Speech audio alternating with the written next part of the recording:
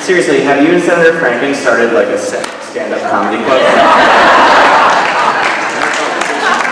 Anyways, as Senator Whitehouse said, my name is Jonathan Staloff, and I'm a medical student at Brown University. Thank you so much for having me, and thank you all for being here. I just wish it wasn't necessary. Amen. I always assumed that doctors healed the sick. This never struck me as some novel idea, but as a basic, uninteresting fact. When I was in elementary school and I had strep throat, the doctor healed me with an antibiotic. When I was in high school and my best friend was in end-stage kidney failure, the doctor healed him with a transplant. When in college, my grandmother had a cancerous tumor on her eye, the doctor removed it and healed her too. I chose to enter this profession with a certain faith. Not a faith in a doctor's ability to heal all patients, for disease will always prove a formidable foe. But a faith that those who are sick can always turn to a doctor when in need of healing.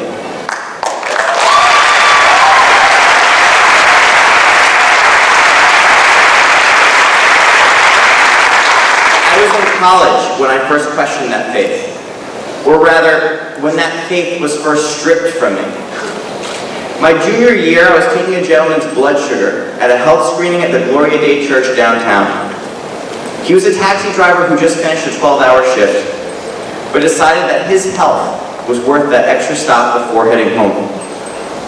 When I pricked his finger, he smiled and told me that his then 12-year-old son would one day be in my chair on the path to becoming a doctor. I was so flattered that I nearly failed to notice that the glucometer read a sky-high 453 milligrams per deciliter.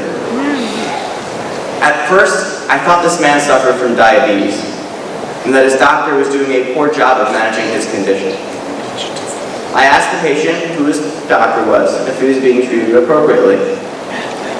Though this man was, of course, one of the 30 million Americans suffering from diabetes, I quickly learned of his true underlying condition. He was uninsured and had no doctor to treat him. That day, we were able to connect him with resources at the free clinic, Clinica Esperanza. And 1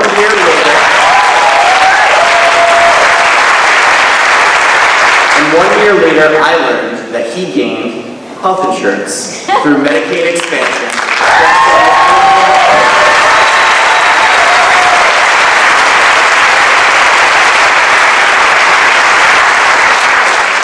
This was a man who had a long battle ahead. But his battle was now primarily with a medical disease, and slightly less so a social one. Today, I find myself concerned yet again about that same patient I met years ago.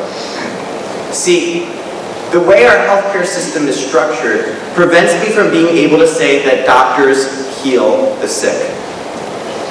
The sad truth is that the United States healthcare system is structured so that physicians can only heal those who can pay.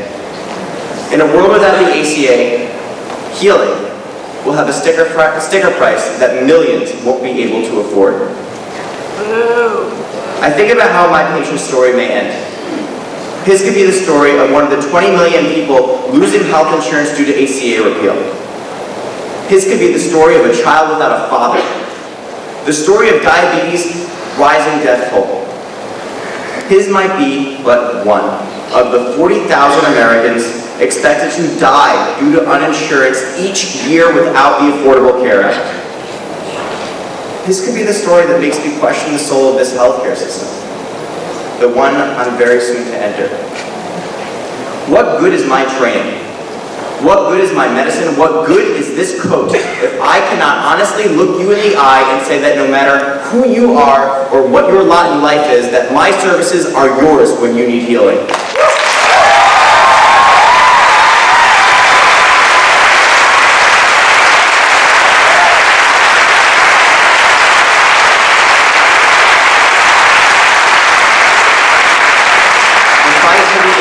Is underway.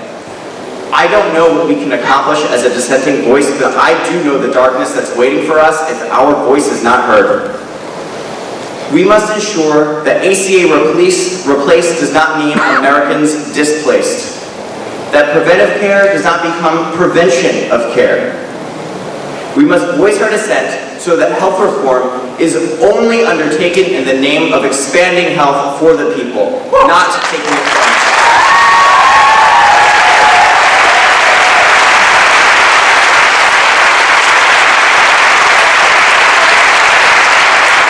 So that one day I can once again rest easy, knowing that the patient I met those years ago will have a doctor once more, so that he and the millions of others like him can heal. Thank you.